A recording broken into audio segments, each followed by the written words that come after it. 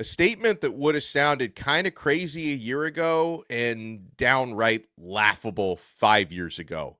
The Miami Hurricanes are significantly more likely to get into the college football playoffs this year than the Alabama Crimson Tide.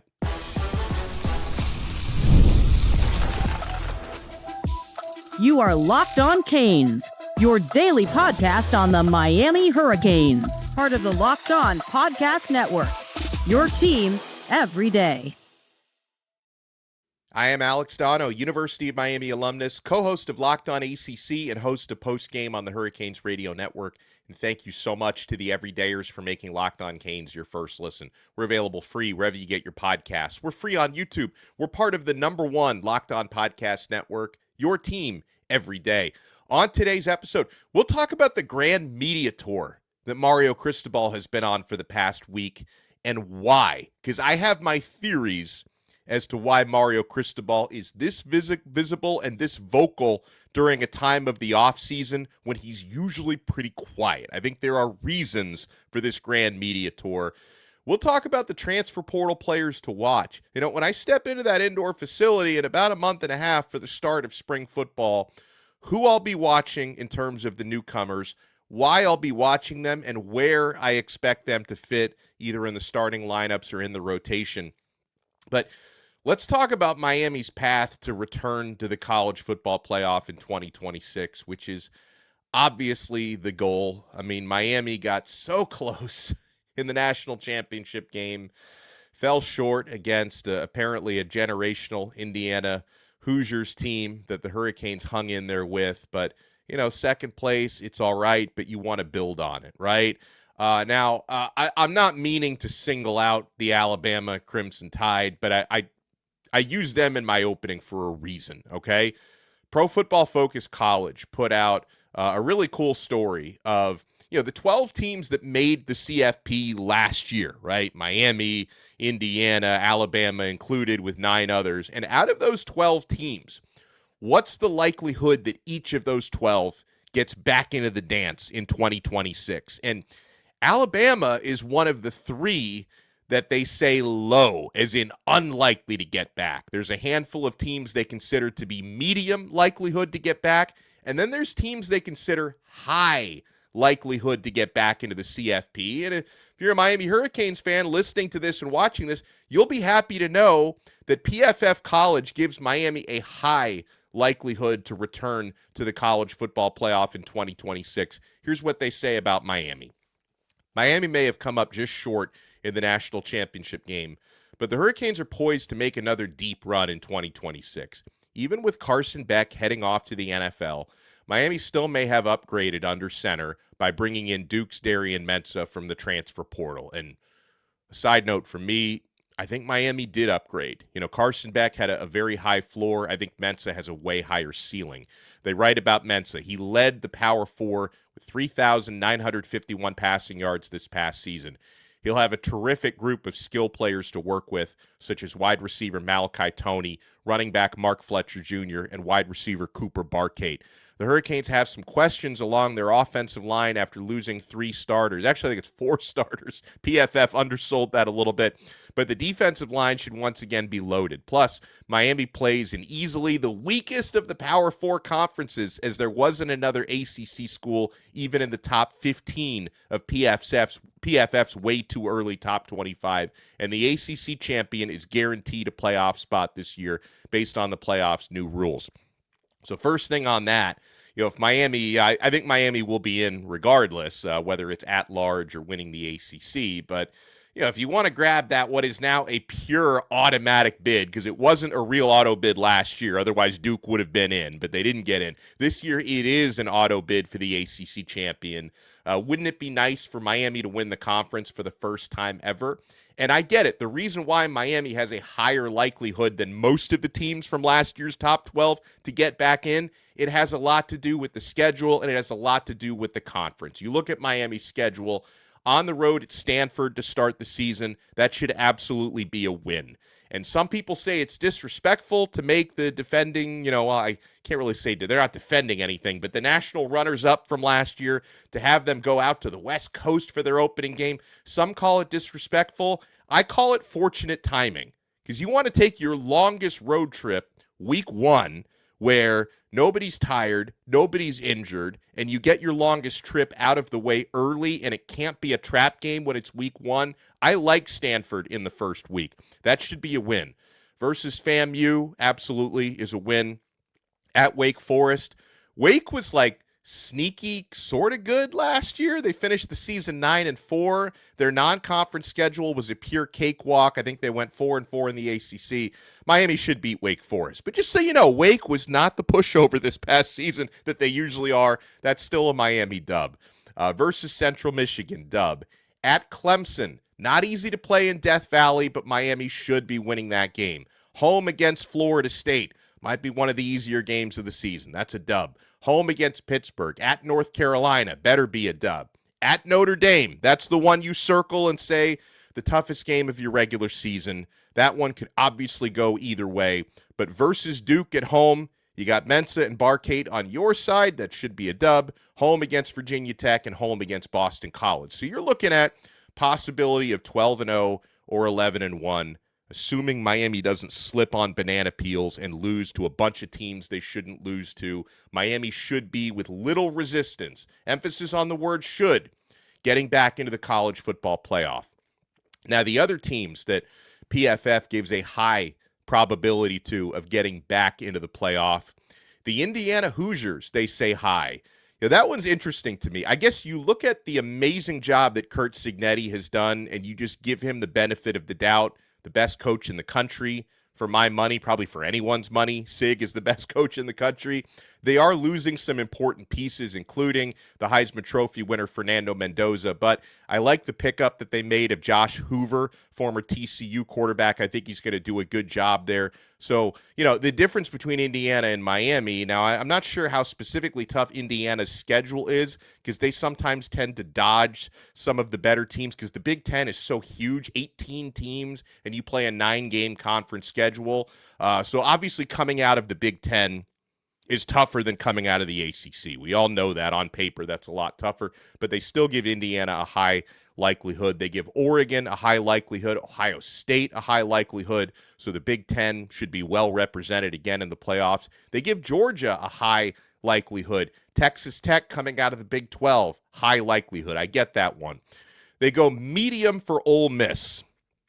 Now, that's going to depend on whether Trinidad Chambliss is allowed to play this year or not. He's still fighting for another year of eligibility. Texas A&M, who Miami beat in the playoffs, medium. Oklahoma, medium. And then you get to Alabama, low. And again, I'm not trying to pick on Alabama. I'm just examining the fact that if you'd said a year ago, 2 years ago, 5 years ago, that Miami has a significantly better shot to get into the CFP than the Alabama Crimson Tide, especially when you go back to Saban's Alabama, that statement is something that would make an entire room laugh out loud. But that's now the reality that we live in.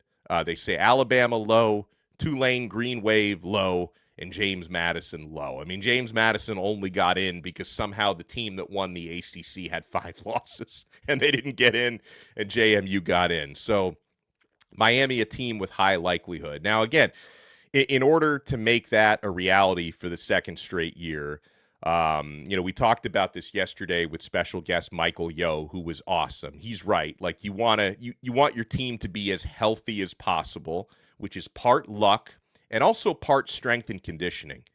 Coach Irvin Young, strength and conditioning coordinator at Miami, I thought did incredibly well last year, because not only did Miami get stronger in November, December, and January, but they had to play through a 16-game schedule by the end of it, which is more games than any Miami team has played before, and the conditioning was awesome. So you have to stay healthy, and Miami does have depth, thankfully. You have to avoid, as I mentioned earlier, you got to avoid losing to teams that you should beat, right? I mean, last year, SMU especially, Miami should have won that game. A lot of mistakes and some bad calls.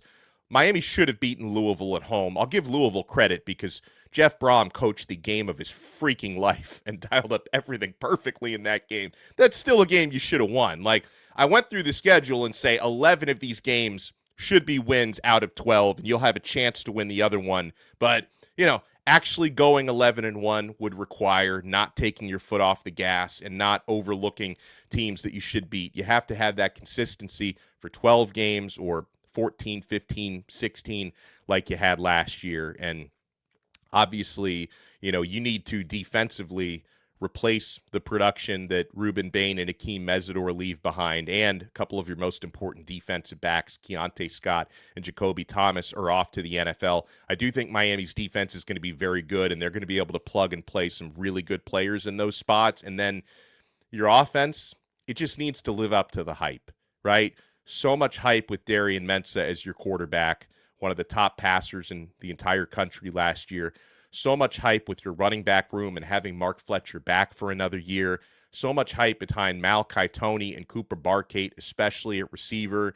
The offensive line, it's going to be new for the most part. It's going to be younger than it was the last couple of years, but they still have the talent and they still have the coaching. So obviously you need to, long and the short of it is, what does Miami need to get back to the college football playoff? You need consistency. And, the Hurricanes were able to find late in the season consistency to win 7 straight games before ultimately losing in the national championship game. But you want to capture that consistency for 3+ months this coming season. We'll talk about transfers to watch and why when we come back, because, folks, it's not just Darian Mensah. Mensah is going to go a long way into deciding whether Miami is another national championship caliber team this year, but honestly, it's your depth pieces. It's the Jamal Meriweathers. It's the Keona Davises. It's the Omar Thorntons that can really make a difference when it comes to solidifying the rest of the starting lineup. You want to keep it locked right here. We're only getting started on this brand new episode of Locked On Canes. I'm Kalia Butler, host of Locked On Women's Basketball, and this is Mazda's Women's Basketball Snapshot, celebrating the work no highlight reel can ever capture.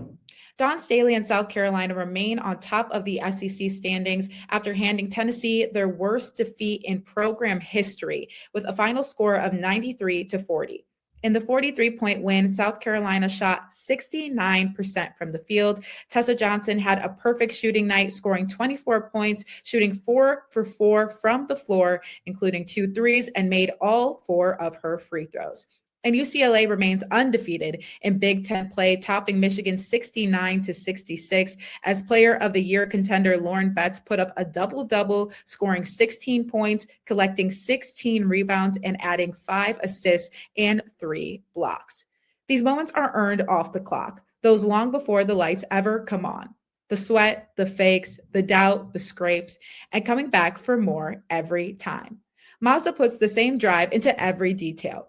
Wins define the moment, putting in the work, that defines you. There's more to a Mazda because there's more to you.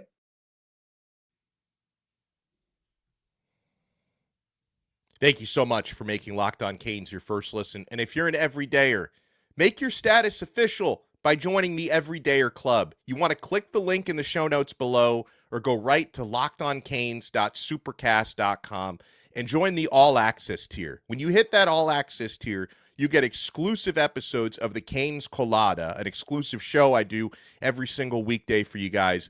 Newsletters, one-on-one text access with me. We'll be answering questions from Everydayer Club members in a little bit. So check it out, lockedoncanes.supercast.com to become an Everydayer today.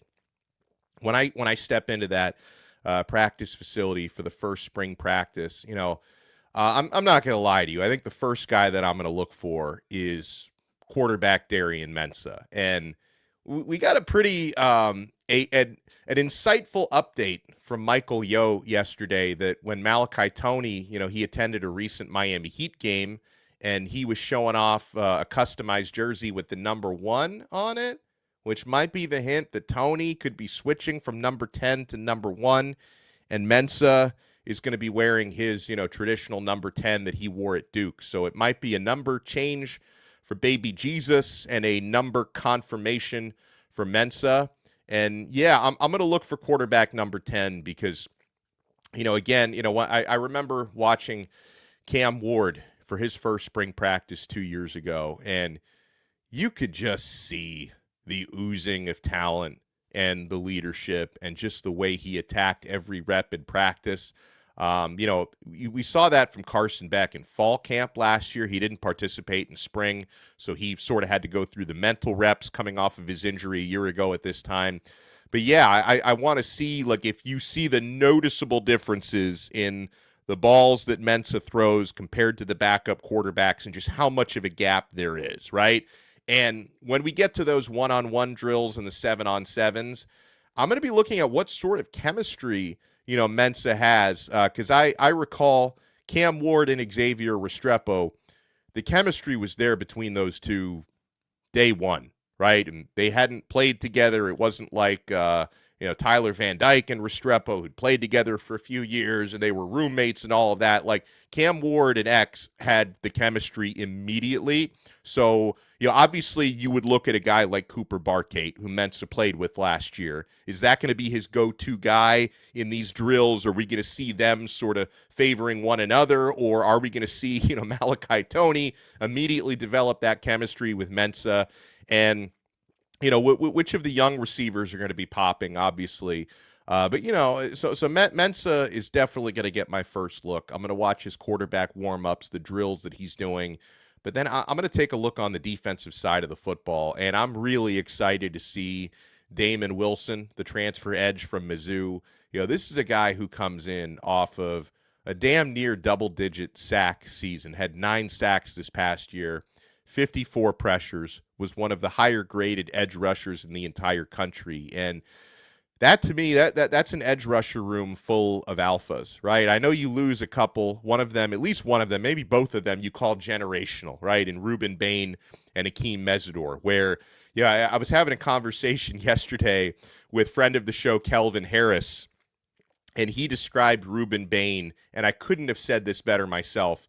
He described Ruben Bain as a force of nature, which is like, it works out. His nickname is Hurricane. That's a force of nature. Ruben was a force of nature. So, we'll see if we get any force of nature type of vibes from Damon Wilson, who comes in with a really high pedigree after having some great seasons in the SEC. Remember, he played for Georgia for a couple of years before he played for Mizzou.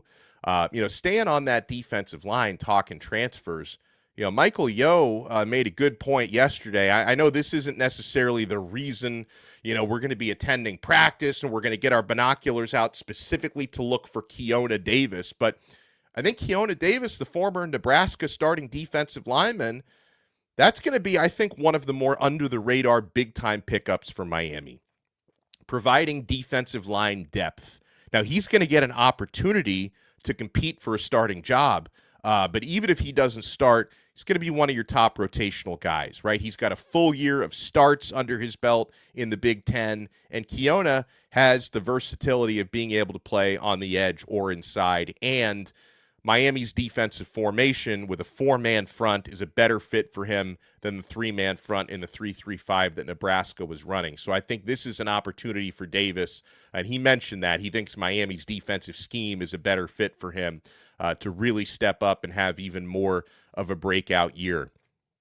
Defensive backfield, I've been talking about these guys quite a bit. And, I think Omar Thornton from Boston College, the thing that I'm going to look at from him is how the physicality translates into spring ball. Because I know from the outside looking in, you might say, hey, it's Miami versus Miami. The contact is limited in practice. You're not out there headhunting. The physical players still find a way to let that translate into practice even when the contact is limited, right? The last couple of years, one of the more physical players that I get to watch in practice is Cameron Bobby Pruitt. His physicality finds a way to translate into the practice field even when they're not going full speed. Mohamed Touré last year was the same thing. You could see that physicality oozing from him. And when you study the tape of Omar Thornton, former starting defensive back of Boston College, one of the better players last year on a really bad Boston College team. I mean, I can understand him wanting to go from 2-10 Boston College to 13-win Miami. It's understandable. So I want to see how he physically stacks up size-wise and how the physicality of the way he plays translates to the practice field. And I've mentioned it, Conrad Hussey, is someone I'm definitely going to be watching because I know, So far the first 3 years of his college career, played at Florida State and Oregon State, like haven't transferred to the type of success you thought when he was a 4-star recruit coming out of St. Thomas Aquinas a few years ago. But we've seen defensive backs get better and develop at Miami later in their careers, with Keontae Scott and Jacoby Thomas being great examples of that. And I want to see if Conrad Hussey can rise to that occasion as well. Jamal Meriweather, transfer offensive line from Georgia. That's definitely someone that I'm going to be looking for, because you could see him in the thick of a competition for a starting job. Because, yes, Miami has a lot of talent still on the offensive line, but there are going to be some guys competing for starting jobs who don't have experience, right? Good players, but inexperienced guys, the Max Buchanans, the S.J. Alofi Tulis, the Juan Minayas of the world, Joel Irvin and Ben Congdon coming in are going to get opportunities to compete. But Jamal Meriweather has the advantage of multiple years of experience as a rotational guy in the SEC. So seeing how he stacks up, and my understanding is while he plays mostly at guard, can play guard or tackle, so he's got positional versatility as well. Is Jamal Meriweather going to be someone who jumps off the page, and maybe he'll look more like he's in the tier of the Matt McCoys and the Samson Okunlolas you expect to be really the standouts on the offensive line this year. The kickers, there's 2 kickers, Jack Olson and Jake Weinberg. Oftentimes we don't get the best views of special teams drills in spring practice, but if we do get to see any of that, I'll be looking for it, because we want to see which of those guys wins that kicking competition. Going back to receiver, it's not just Cooper Barkate, because Vandrevius Jacobs and Cam Vaughn come off of really productive seasons. Jacobs at South Carolina had 548 receiving yards, 4 touchdowns last year. Cam Vaughn, 541 and 4 touchdowns. Both of them have blazing speed, high 15.5 plus yards per catch. I think Jacobs is in like the 17 plus range of yards per catch. Adding to that wide receiver depth, and both of them will have opportunities to compete for starting jobs as well. So there's a lot of good stuff there when it comes to Miami's transfer haul, and I didn't even mention Jarquez Carter, another guy on the defensive line. I don't want to forget him, who I think is going to feature heavily into the defensive tackle rotation. So, and another offensive lineman, Jonathan Klein, who doesn't quite have the pedigree of Meriweather, but he can compete as well for rotational spots. So it's not a coincidence that Miami is considered to have a top 4 transfer portal class in the country. When we come back, I want to answer questions from the Everydayer Club, from the All Access tier, including why is Mario Cristobal going on such a visible media tour this week? You want to keep it locked right here. We're not done yet on this brand new episode of Locked On Canes. We're certainly not done with TurboTax, because tax season doesn't have to take over your life. This year, TurboTax is making it easier than ever to just hand things off and move on with your day. With TurboTax Full Service, you can have your taxes done for you by a trusted local expert start to finish without the stress or guesswork. Instead of spending hours trying to figure out your forms, you can meet with a local TurboTax expert in person or connect online. And they handle everything from W-2s to self-employed forms, and they work to get you every deduction. It's a huge time saver, and it gives real peace of mind knowing an expert is handling it. For a limited time, you can have your taxes done by a local TurboTax expert for just $150 all in if a TurboTax expert didn't file for you last year. Just file by February 28th. Take taxes off your plate and get back to your life. Visit TurboTax.com/local to book your appointment today with TurboTax. Thank you for making Locked On Canes your first listen. For your next listen, make sure you check out Locked On ACC. Kenton Gibson and I, in our newest episode, talked about, how much pressure is on Miami and the other teams in the Atlantic Coast Conference. And I think when the standards are now as high as they are at Miami, there's big time pressure every single season.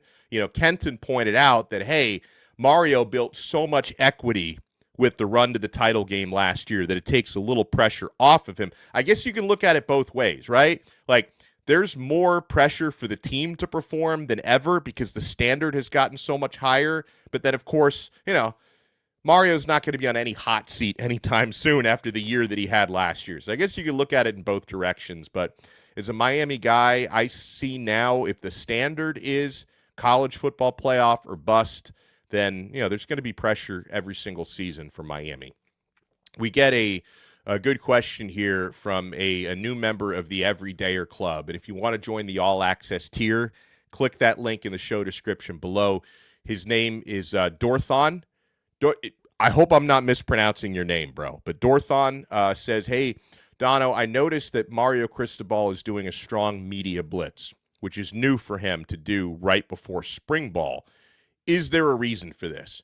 And yeah, you've seen Mario's been all over your televisions. He's been all over your algorithms. Like, he's been out there, like, more than he usually is this time of year. Okay, so to me, there are 3 reasons why Mario Cristobal is out there doing a serious February media blitz. Number 1, in general, Mario understands this. It's good for recruiting to be visible across the country, right? When high school players and their parents, or even college players who might hit the portal at any given time next year, right? When they log into their social media and they see Mario Cristobal's face, it's good to be out there and visible, right? That's number 1. Number 2, I think Mario this time of year, he sees the opportunity to build on the exposure for Miami's program and try to continue the momentum that came from a deep college football playoff run. Because Miami, has been all over the headlines, good and bad, right? Good, the playoff run, bad. And I'm not saying this is bad because, if anything, Miami did, just the way it was perceived nationally. There was a lot of negative stuff being said about Miami with the whole Darian Mensah situation, with Duke getting sued. Miami wasn't sued, Mensah was. So, yeah, I think Mario probably sees an opportunity just to capitalize on how visible Miami's program has been in recent weeks and to get out there and keep your face on TV. And then number 3, and this to me is the reason why he's doing more this year than he did last February, the February before that, and so on. You don't do a media blitz like this if you're not super confident in your team for next year. I can't emphasize that enough. Mario's not going to be putting his face on every channel on your television and every social media handle if he's not really confident on what he's going to be putting on the field next year. And, this past year, Mario did more media in 2025 than he did in 2024. And I think that had a lot to do with his confidence in the team. And he's ramping it up because I fully believe in my heart of hearts that Mario Cristobal thinks that this coming season, his year 5 at Miami, is the best team that he's had, and that's why he's upped the media blitz. We get a question from Andrew from Pennsylvania. Where does Miami stand with wide receiver Jaden, Upshaw, and also is there any chatter on running back coach or tight end coach? It still seems, when it comes to the coaching searches, it still seems very quiet, which is the way that Cristobal likes it. I know he's out there doing a media blitz right now talking about his roster, but he certainly isn't talking about who he's targeting for his tight ends coach or his running backs coach. And I think that's by design. Mario likes to run these he likes to run these interviews, very quietly and low key. So honestly, we may not know who he's targeting until who he hires gets revealed. You guys know me though. I'm a big fan of Edwin Pata for the tight ends coach job, and then running backs coach job. I'd like to get one of those big names that are out there. In terms of Jaden Upshaw, so Jaden Upshaw, class of 2027 wide receiver.